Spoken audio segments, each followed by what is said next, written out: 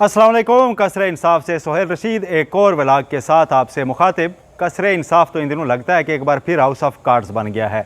हर गुजरते लम्हे कोई ना कोई नई ऐसी अपडेट आ रही है जो पूरे मुल्क के लिए एक बड़ी हेडलाइन बन रही है। और बदकिस्मती से जो जुडिशल पॉलिटिक्स है, यस जुडिशल पॉलिटिक्स, वो सबसे बढ़कर सामने आ गई है और आ रही है और मुसलसल आ रही है। और एक ऐसे वक्त पर आ रही है जब अमूमी तासुर ये बन चुका है, अवाम के जहन में समा चुका है कि सुप्रीम कोर्ट के अंदर कुछ लोग ये चाहते हैं कि आइनी तरमीम हो जाए और गवर्नमेंट का नंबर पूरा हो जाए, और कुछ लोग रूल ऑफ लॉ की बात करते हैं या अवाम की विल की बात करते हैं। बहरहाल जो भी तज़ादात हों उसके ऊपर उनकी अपनी अपनी आरा ज़रूर पाई जा रही हैं और वो सारी आरा बाहर आ रही हैं। आज की खबर भी कुछ ऐसी है।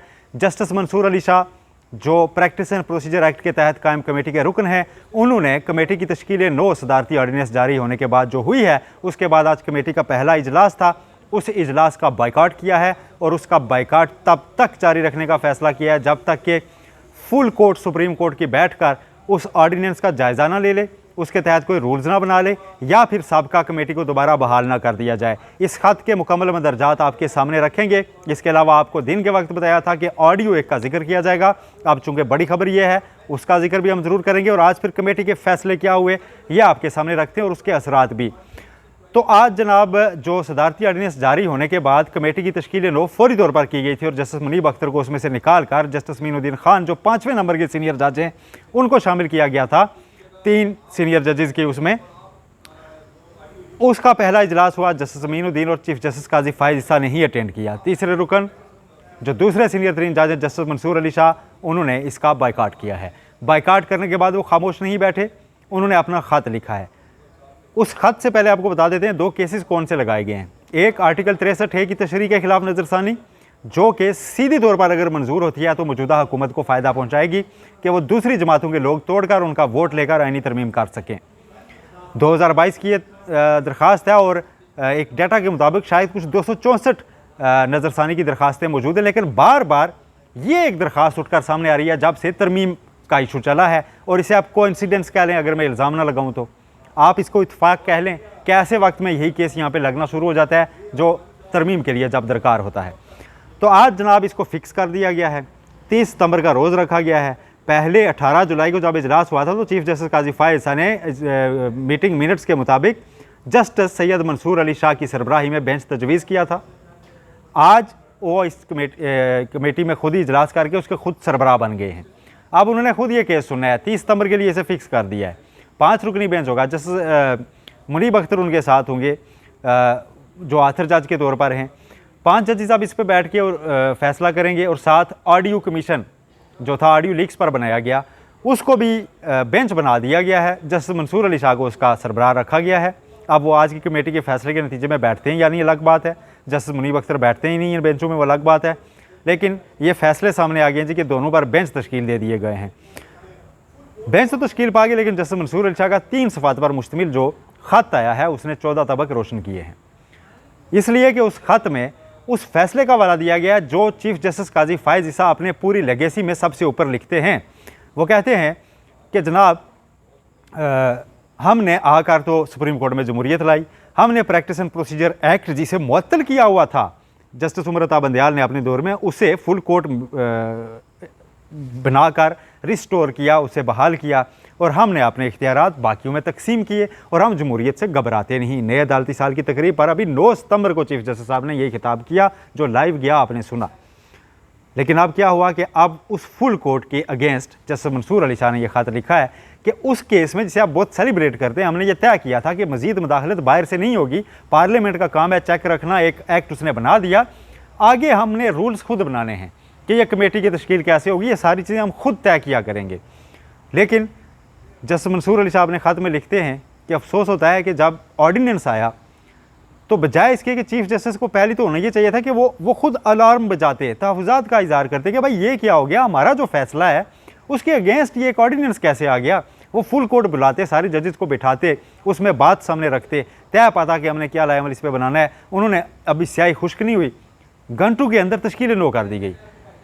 फिर जस्टिस मंसूर अली शाह कहते हैं कि उस प्रैक्टिस एंड प्रोसीजर एक्ट वाले फुल कोर्ट के फैसले के नतीजे में इस सदारती आर्डीनेंस की आइनी हैसियत पर कई सवालात हैं, लेकिन अगर इन सवालात को अलग भी रख दिया जाए तो इस आर्डीनेंस में कहीं नहीं लिखा कि आप लाजमी तश्कील नो करनी है आपने कमेटी की। पुरानी कमेटी जिसमें जस्टिस मुनीब अख्तर शामिल होते थे, चीफ जस्टिस काजी फायज ईसा और जस्टिस मंसूर अली शाह के साथ, वो कमेटी काम जारी भी रख सकती थी, बाइंडिंग नहीं थी कि आपने लाजमी तब्दील करनी है। उसके बावजूद चीफ जस्टिस काजी फायज ईसा ने फौरी तौर पर उसको तब्दीली की और वजह नहीं बताई कि जस्टिस मुनीब अख्तर को कमेटी से निकाल क्यों रहे हैं। साथ जस्टिस मंसूर अली शाह ने यह भी खाते में लिखा है कि आपने ये वजह भी नहीं बताई कि चलें जस्टिस मुनीब अख्तर को निकाला तो उनसे नेक्स्ट सीनियर जज जो जस्टिस याहिया अफरीदी हैं, आपने उनको क्यों शामिल नहीं किया? आप 5वें नंबर से जज कैसे उठा के ले आए हैं जो कमेटी का आपने रुकन बना दिया और उसकी वजूहात मालूम नहीं है। साथ इस खाते में यह भी बताया गया है कि जस्टिस मंसूर अली शाह ने जो वाजे किया है, उन्होंने कहा है जी कि एक तो जब तक फुल कोर्ट दोबारा नहीं बैठती और बैठकर इस ऑर्डिनेंस की आइनी हैसियत का जायज़ा नहीं ले लेती, तब तक मैं इस कमेटी में नहीं बैठूंगा। दूसरा ऑप्शन उन्होंने ये दिया कि या तो चीफ जस्टिस जजेस की फुल कोर्ट मीटिंग बुला लें, वो इस ऑर्डिनेंस का जायज़ा ले और इसके तहत एक वर्किंग जो है ना फार्मूला तय पाए, फिर भी ठीक है। तीसरा उन्होंने ऑप्शन ये दिया कि अगर ये दो काम नहीं करते तो तब तक आप पुरानी कमेटी को बहाल कर दें, वरना मैं रिग्रेट करता हूँ, मैं इस कमेटी का हिस्सा नहीं बनूंगा। 3 सफ़ात पर मुश्तमिल ये ख़त। आज जस्टिस मंसूर अली शाह इस कमेटी के इजलास में नहीं बैठे, बर वक्त सुप्रीम कोर्ट से निकल गए थे।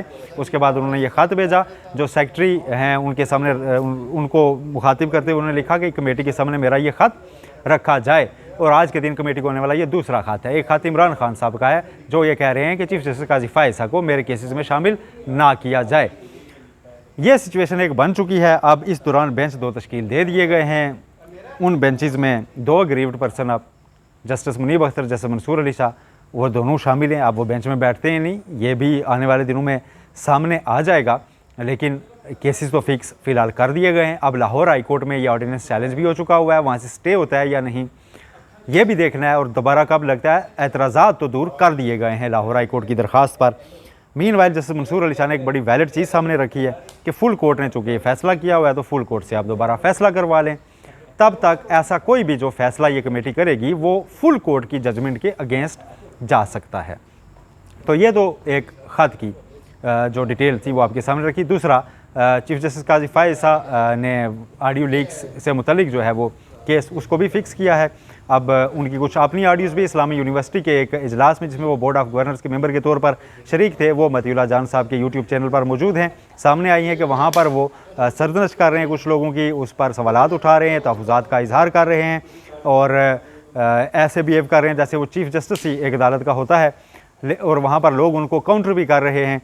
और उसके बाद इस्लामी यूनिवर्सिटी का एक केस लगता है और वो उन्हीं के पास लग जाता है सुप्रीम कोर्ट में, जहाँ पर वो एज चीफ जस्टिस बैठे हुए हैं और फिर वहाँ से वो रेक्टर इस्लामी यूनिवर्सिटी को निकाल देते हैं। इस पर सवालात ये उठाए गए हैं कि एक चीफ जस्टिस को क्या वहाँ पर ऐसा एक्ट करना चाहिए था जहाँ पर बैरून मुल्क से भी लोग मौजूद थे, और अगर वहाँ ऐसा किया था तो फिर वो केस अपने पास लगाना चाहिए था, क्योंकि ये डायरेक्ट उनसे लिंक करता है कि वो बोर्ड ऑफ गवर्नर्स के मेंबर भी हैं और वहाँ पर अपनी राय दे चुके हैं, बाकी की राय सुन चुके हैं और वहाँ की आरा के बरक्स यहाँ पर बैठ के अपनी राय को वो जो एज बोर्ड ऑफ गवर्नर वो बैठे थे एक मेंबर के तौर पर, उसको आप सुप्रीम कोर्ट का फैसले में कन्वर्ट कर देंगे। तो क्या ये एक फेयर थिंग है? क्या एक शफाफ तरीक़ाकार है? इसके ऊपर काफ़ी सवालात उठे और उसमें जो ऑडियो है वो क्लियरली सुनी जा सकती है। एक चीफ जस्टिस कैसे बरहमी का इजहार भी कर रहे हैं, एक खातून से मुतल्लिक ऑब्जर्वेशंस भी वहाँ दे रहे हैं कि आपका इनसे क्या ताल्लुक़ है, कैसे आपको ये फैसिलिटेट कर रहे हैं। फिर उसमें यह सवाल उठाया गया कि उनके जो सेक्रेटरी हैं डॉक्टर मुश्ताक, वो इस्लामी यूनिवर्सिटी से माजी में फ़ारिग किए गए थे और अब उनको सेक्रेटरी लगाया हुआ चीफ जस्टिस ने, तो क्या वो इस पर असरअंदाज हो रहे हैं या नहीं? अब ये एक नया ऑडियो का पिंडोरा बॉक्स जो है वो खुल चुका है और वो चीज़ सामने आ चुकी है। तो ये भी आप देखना है कि ये किस समत ये सारा मामला आगे बढ़ता है। ये थी अब तक की अपडेट्स जो आपके सामने रखी। अपना बहुत ख्याल रखिएगा और आप यूट्यूब चैनल को सब्सक्राइब ज़रूर कीजिएगा। अल्लाह हाफ़िज़।